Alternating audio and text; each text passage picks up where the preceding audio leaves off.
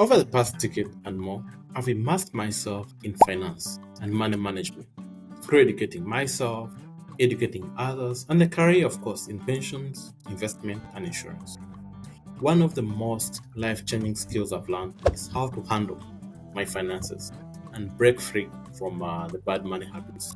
In this video, I'll share 9 common bad money habits that hold people back and also provide tips on how to overcome them. Welcome to today's session. If you haven't subscribed, make sure you click that subscribe button and also like the video. Let's kick off. Habit number 1, paying yourself last. This habit involves paying bills and expenses first, leaving little to no money for savings. Instead of paying yourself last, start by setting aside as little as maybe 10% of your income. Pay yourself first. For example, if you earn today $4,000, put aside 400 into your saving account as soon as you get paid. If you do it last, you're never going to do it. It should be the first thing you do. Habit number 2, getting comfortable with bad debt. Who is going to escape debt? Probably very few people. Debt has become a norm, but it's also essential to avoid using debt for small purchases. You should remember that banks and credit card companies profit from your financial struggles. And a big chunk of the financial industry is built and structured around debt. If you buy a TV today of $1,000 using a credit card with an interest rate of 22%, you end up paying at least $1,220 over time. So be careful how much you spend and where you should only get debt that is considered good. What is good debt? We shall tell you. Habit number 3, knowing your income and expenses. Understanding your financial position is a very crucial point. Track your income and expenses and make informed decisions. You can use apps like Private Mint, External Capital to monitor how you are spending and also create a budget. Personally, I use Money Manager. But these apps come in handy and not listen to people who think that by recording your expenses and having a budget, you're being mean to yourself and mean to others. Keep away from such people. If not, those people are holding you back. Habit number 4, expensive hobbies. Be mindful of spending habits and find ways of saving money or make more money.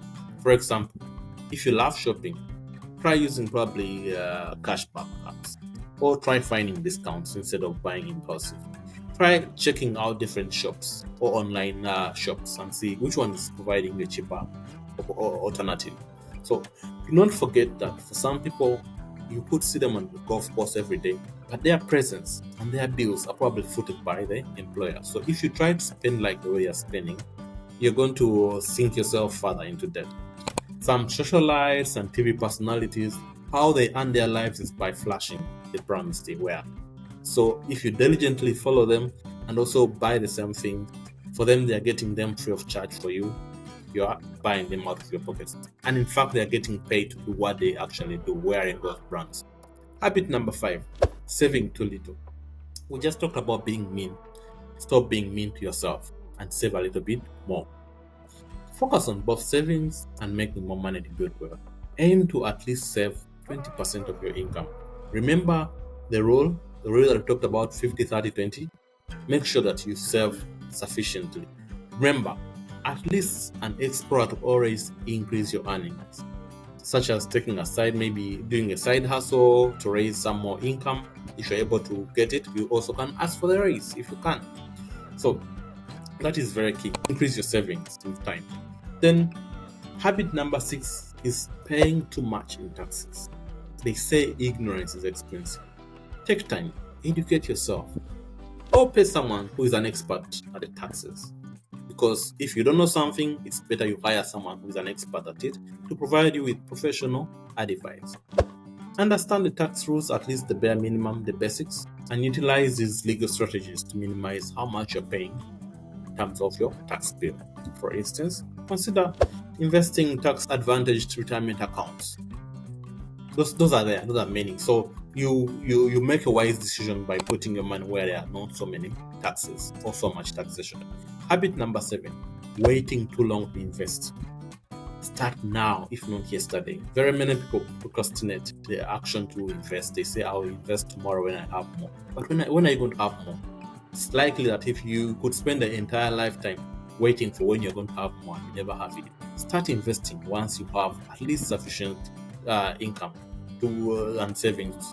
So such that you're able to put aside something at each and every one regularly, either at the end of the month, end of each day. But do not wait for the day when you're going to have enough or even more. That day may never come, I assure you. Consider diversifying your investments to different markets, different regions. Again, make use of an expert that may know more than you do, such that you make the wise decisions.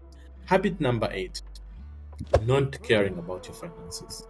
In my local language, we say that the one that doesn't care is stupid. As simple as that. If you don't care, you're stupid. Take control of your financial situation and make informed decisions. Set financial goals, such as maybe how much are you going to save? If you're going to acquire a house, save for that down payment. If you're going to start a retirement account, make that decision when you're going to make it and when you're going to start, and create a plan to achieve them. Write down your plans. I will tell a friend who can be your accountability partner, who you think will be able to support you and encourage you. Be mindful about what you tell your staff, and then they're going to pull you down. They're going to talk behind your back. Don't tell everyone, but look for the people who are going to actually support you along this journey. Habit number 9, not having an emergency fund. Life is very unpredictable, and unexpected expenses will arise, such as falling ill, a car breaking down, being retrenched, to mention. Building an emergency fund to cover for at least 6 months worth of living expenses is a wise decision to make. So that if anything happens, if you have a break into a cut into that regular income that's coming in, you have a buffer. If a car broke down and you don't have your monthly cash flows do not allow for you to make the repairs, you have something to look back. So by having an emergency fund, you're getting ready for the unknown, the unexpected. By breaking these bad money habits, you can achieve your financial freedom and build wealth. Remember, knowledge is power, and understanding your finances is one of the first steps to a brighter financial future. But wait, there are some additional tips. So let me just give you a few more tips to help you along in your journey. Avoid lifestyle inflation. If your income increases, your expenditure should not increase. That's lifestyle inflation, where your income increases and then your expenditures also rise. If you get a rise, then you change the car, then you change where you're staying. No, you shouldn't do things like that. Remember the rule of 50, 30, 20 I've just mentioned about. 50% of your income is going to be spent on expenditures that are necessary. 30% is going to be spent on discretionary spending. Those are things that probably your wants. And then the rest is going to, the 20% is going to cover your savings and your debt repayment. Take advantage of employer-matched investment retirement accounts. If you have share plans, if they're there, take advantage of them. Consider automating your savings and investments. Make it easier. It is hard to make that decision, put aside that money every day. But if it's automated, you won't even think about it. Just goes up every now and then. It goes off. So that makes it way easier for you to achieve your goals, your saving goals and your investment goals. Then educate yourself. Educate yourself about finance, about personal finance, about investments. Yeah, I guess it is it. If you haven't subscribed, if you have liked this video, please subscribe to our channel. Click like the video if you feel like you have given you value for the time you have spent watching this video. The best that you could do for us is to like the video and go to the channel. Thank you very much and have a good day, good evening, good morning, wherever you may be. Bye-bye.